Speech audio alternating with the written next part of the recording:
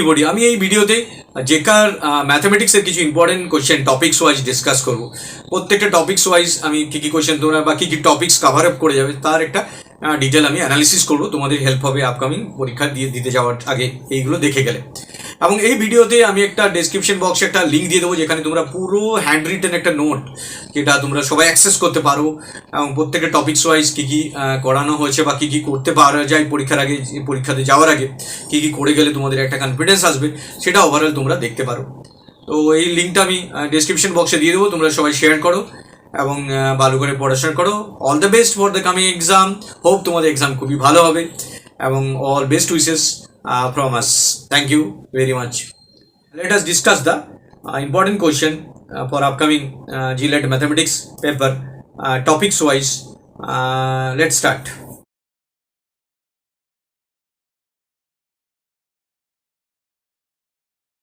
এইবার আমি তোমাদের ম্যাথমেটিক্সের কিছু ইম্পর্টেন্ট কোয়েশ্চেন বলে দিচ্ছি, যে টপিকস ওয়াইজ, যে কোন টপিকস থেকে কি ধরনের কোয়েশ্চেন তোমরা একটু লাস্ট মোমেন্টে দেখে যাবে। যদিও তোমরা নিশ্চয়ই এক বছর ধরে পড়াশোনা করেছো, ভালো করে প্রিপারেশন করেছো, তো লাস্ট মোমেন্টে কোন জায়গাতে কি টপিকস পড়ে গেলে তোমরা অ্যাটলিস্ট ম্যাথে 50টা কোয়েশ্চেনের বেশি করতে পারবে, ইভেন 100টা হয়তো করতে পারবে। 100টা এই সময় আছে, যদি ঠিকঠাক করে যাও তাহলে তোমরা সেই কোয়েশ্চেনগুলো অ্যাটেম্প করতে পারবে।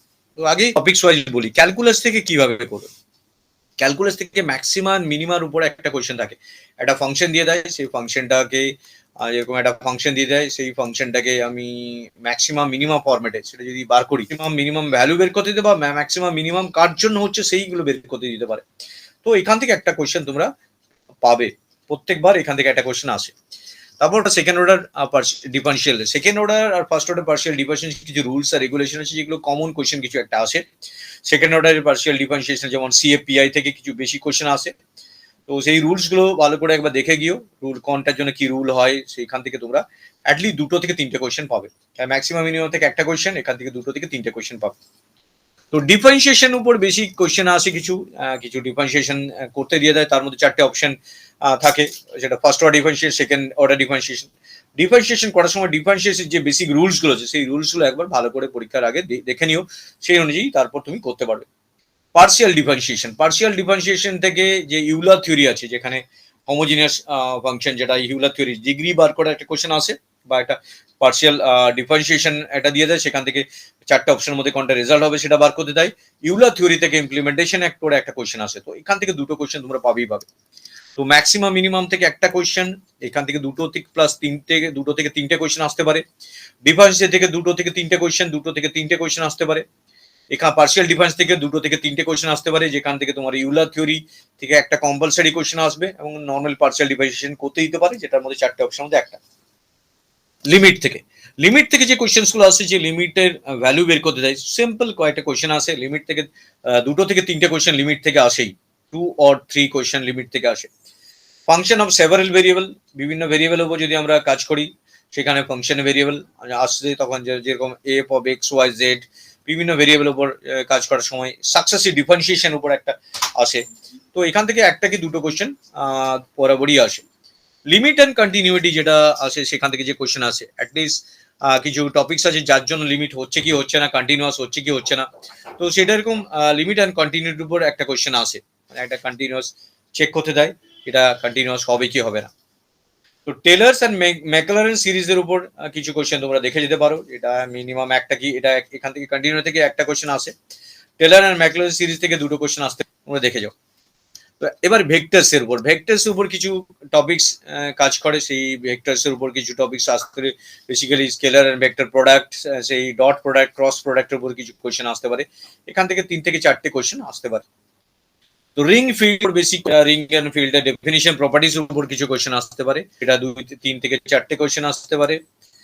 সেট অ্যান্ড এলিমেন্টস এর উপর বেস করে, ইউনিয়ন, ইন্টারসেকশন, এই প্রপার্টিজ উপর বেস করে কিছু কোশ্চেন আসতে পারে, যে কার্টেশিয়ান প্রোডাক্ট, তারপর ইকুইভ্যালেন্ট রিলেশন উপর বেস করে কিছু কোশ্চেন আসতে পারে, এখান থেকে 4 থেকে 5টা কোশ্চেন আসতে পারে। ডিটারমিনেন্টের উপর কিছু কোশ্চেন যেটা আসে, ভেন ডায়াগ্রামের উপর কিছু কোশ্চেন, এমটি সেট, কমপ্লেক্স নাম্বারের উপর 1 থেকে 2টো কোশ্চেন আসতে পারে। নেক্সট হচ্ছে কমপ্লিমেন্টস, ইনইকুয়েশন, ম্যাট্রিক্সের উপর প্রায় 5 থেকে 6টা কোশ্চেনের বেশি আসে, অনেক সময় এটা আরো বেশি কোশ্চেন আসতে পারে ম্যাট্রিক্স থেকে।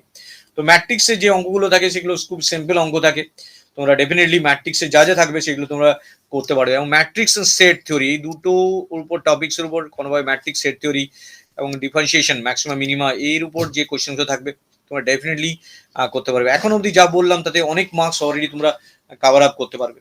এরপর গ্রুপ চ্যাপ্টার থেকে কিছু কোয়েশ্চেন, ইউনিয়ন ইন্টারসেকশন বলেছি, এই সিরিজের উপর কিছু কোয়েশ্চেন থাকে, ক্রস প্রোডাক্ট, স্কেলার ভেক্টর প্রোডাক্টের উপর কোয়েশ্চেন থাকে, ডি মুভিয়াস থিওরেম, সেটের উপর বিভিন্ন টপিকস থাকে কভার আপ করে, এগুলো অ্যালজেব্রা অফ সেট, সাবসেট, এগুলো ওভারঅল সেটের উপর আমার 5 থেকে 10টা কোয়েশ্চেনের মধ্যে থেকে থাকে, সেটের উপর 5 থেকে 10টা কোয়েশ্চেন থাকে এই টপিকসগুলোর উপর বেস করে, এবার রিলেশন থেকে কিছু কোয়েশ্চেন আসে। তো এবার প্রবাবিলিটি স্ট্যাটিস্টিকের পার্ট আসছি। Probability basic question, probability rules and regulation উপর কিছু কোয়েশ্চেন এসে যায়, তো সেই রুলস এন্ড রেগুলেশন উপর কিছু কোয়েশ্চেন এসে যায়, প্রবাবিলিটি ডিস্ট্রিবিউশন উপর কিছু কোয়েশ্চেন, মিন মিডিয়ান মোড এই টপিকসের উপর কিছু কোয়েশ্চেন। তো প্রবাবিলিটি থেকে তোমরা 10 মার্কস পেতে পারবে। তো এইভাবে তোমরা যদি ঠিকঠাক ভাবে প্রত্যেকটা টপিকস, কোঅর্ডিনেট জিওমেট্রি থেকে স্ট্রেট লাইন থেকে বেসিক রুলস গুলো দেখে যেও, ইলিপস থেকে হাইপারবোলা থেকে বেসিক রুলস, তো এইখান থেকে কিছু কোয়েশ্চেন তোমরা পেয়ে যাবে, সার্কেল থেকে কিছু কোয়েশ্চেন পেয়ে যাবে, প্যারাবোলা থেকে।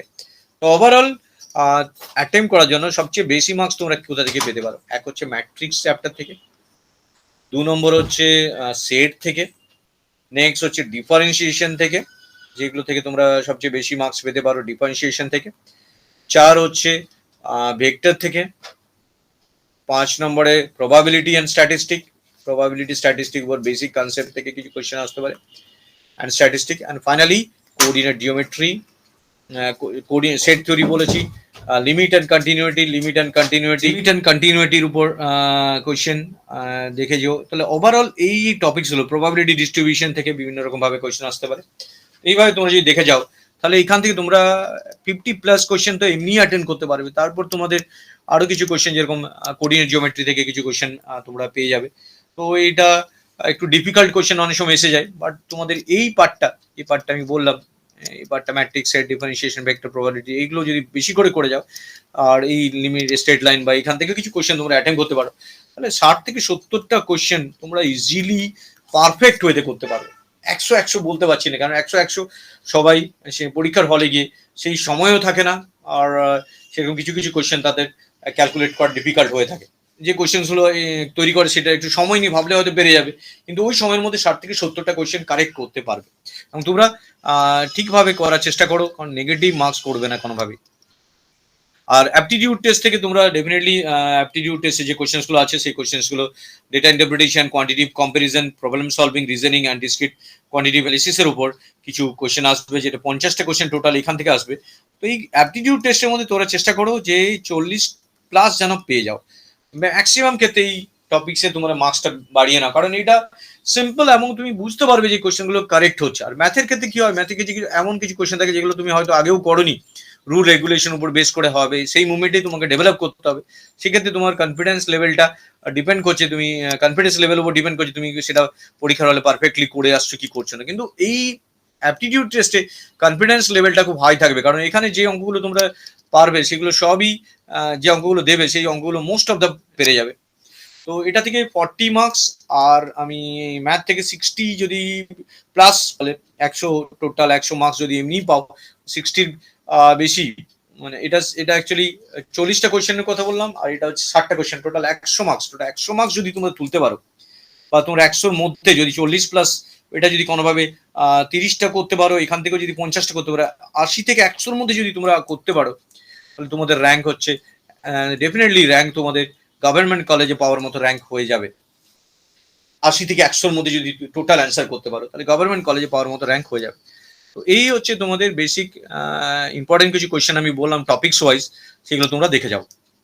এবার আমি প্রিভিয়াস ইয়ারে যেরকম তোমাদের বলি, প্রিভিয়াস ইয়ারে যে ম্যাথামেটিক্স এর উপর যেরকম কোয়েশ্চেন 19-এরটা আমি ডিসকাস করছি একটু, তোমাদের যে কিরকম কোয়েশ্চেন কোন চ্যাপ্টার থেকে কিরকম কোয়েশ্চেন এসছে তোমরা দেখতে পারবে, আরো কনফিডেন্স পাবে যে কোন চ্যাপ্টার কিভাবে করে যাবে। 19-এ কিছু কোয়েশ্চেন আমি ডিসকাস করছি, যেগুলো দেখে বুঝতে পারবে যে আমি যেরকম ভাবে বললাম কোন চ্যাপ্টার থেকে কিরকম কোয়েশ্চেন এসছে, সেটা তোমাদের আরো কনফিডেন্ট পাবে কোন চ্যাপ্টারগুলো। যেমন কমপ্লেক্স নাম্বার থেকে যে বেশি কোয়েশ্চেন আছে, কিন্তু 4টে কোয়েশ্চেন এসছে।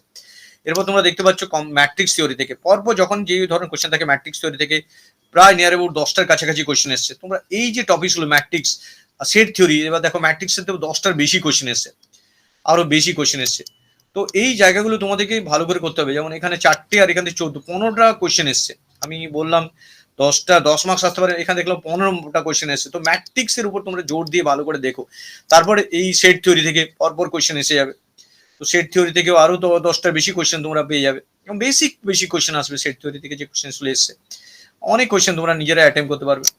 এবার ট্রিগোনোমেট্রি বা সার্কেল, প্যারাবোলা, হাইপারবোলার উপর কিছু অঙ্ক থাকবে, হোপফুলি তোমরা সেটা লাস্টে করার চেষ্টা করবে। প্যারাবোলা, হাইপারবোলা অঙ্কগুলো, বাকি অঙ্কগুলো আগে করে নেবে। যেমন এইখানে প্যারাবোলা, হাইপারবোলা অনেক কটা অঙ্ক এসছে। তারপর তোমরা আবার তোমরা ভেক্টরের কিছু অঙ্ক পেয়ে যাবে, নর্মাল ভেক্টরে গুণ, vector scalar product, vector product, লিমিটের কিছু অঙ্ক কন্টিনিউয়াসলি, কারণ কন্টিনিউয়াস চেক করতে বলে এটা কন্টিনিউয়াস কোন পয়েন্টের জন্য কন্টিনিউয়াস হবে। ডেফিনেটলি দেখতে পাচ্ছ এখানে π/2 আছে, π/2 এর জন্য কন্টিনিউয়াস হচ্ছে কি হচ্ছে না বসিয়ে দেখতে পারবে। তো এই যে ডিফারেন্সিয়েশনে কিছু অঙ্ক আছে, এখান থেকে কিছু সিরিজের কিছু অঙ্ক আছে তোমরা দেখতে পাচ্ছ। ফাইনালি পার্শিয়াল ডিফারেন্সিয়েশন, এই জায়গাগুলো তোমরা বেশি অ্যাটেম্প করবে, কারণ এখান থেকে বেশি কোশ্চেন তোমরা পারফেক্টলি ওয়েতে করতে পারবে। তো এইভাবে তোমাদের পুরো সিলেবাসটা কভার আপ হয়ে যাচ্ছে।